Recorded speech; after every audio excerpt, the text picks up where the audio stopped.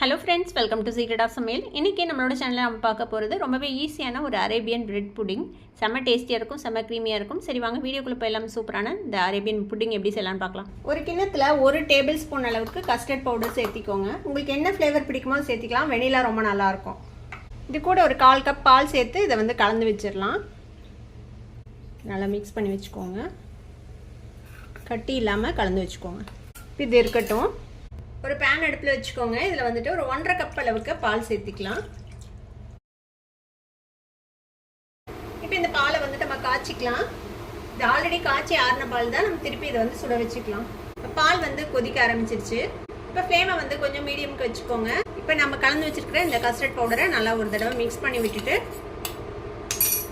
கைவிடாமல் கிளறிட்டே இதில் விட்டு கலந்துக்கோங்க. கூடவே இனிப்புக்கு தேவையான அளவுக்கு சர்க்கரை சேர்த்திக்கலாம். ஒரு 2 டேபிள் ஸ்பூன் அளவுக்கு சேர்த்திங்கன்னா சரியாக இருக்கும். உங்களோட இனிப்புக்கு தகுந்த அளவுக்கு நீங்கள் சேர்த்திக்கலாம். சர்க்கரைக்கு பதிலாக கண்டென்ஸ் மில்க் கூட நீங்கள் சேர்த்திக்கலாம். கைவிடாமல் கிளறி விடுங்க, இல்லைனா அடியில் பிடிச்சிக்கும். ஒரு 2-3 நிமிஷம் நல்லா இந்த மாதிரி கொதிக்க வச்சுக்கோங்க. இப்போ நல்லா கொதிச்சிருச்சு. நம்மளோட கஸ்டர்ட் ரெடி ஆகிடுச்சு. நம்ம அடுப்பு ஆஃப் பண்ணிடலாம்.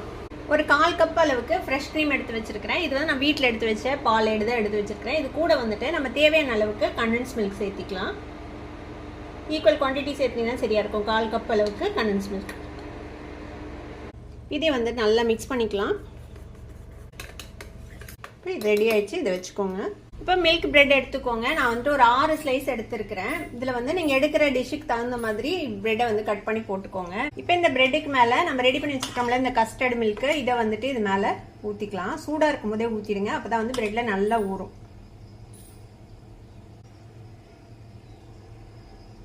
ஊற்றிட்டு இப்போ இதுக்கு மேலே நம்ம இன்னொரு லேயர் பிரெட்டை வச்சுக்கலாம்.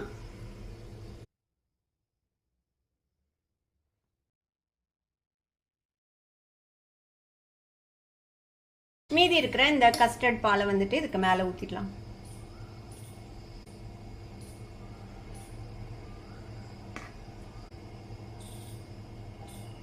இந்த க்ரீமும் கண்டென்ஸ் மில்க்கும் கலந்து வச்சோம்ல, அதை இதுக்கு மேலே ஊற்றிடலாம். அப்படியே இதுக்கு மேலே சாப் பண்ண நட்ஸ் நம்ம சேர்த்திக்கலாம். நான் பிஸ்தாவும் பாதாம் பருப்பும் இந்த மாதிரி நறுக்கி வச்சிருக்கிறேன். இதை மேலே ஃபுல்லாக தூவி விட்டுருங்க. இது இப்படியே எடுத்து நல்லா சில்லுன்னு ஆக வரைக்கும் ஃப்ரிட்ஜில் வச்சிட போகிறோம். ஒரு 2-3 மணி நேரம் ஃப்ரிட்ஜில் வச்சுருங்க. அதுக்கப்புறம் நம்ம எப்படி சர்வ் பண்ணலான்னு பார்க்கலாம்.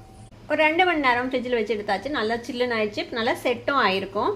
இப்போ இதை நம்ம ஸ்கூப் பண்ணி சாப்பிட வேண்டியதான். இந்த மாதிரி கட் பண்ணிவிட்டு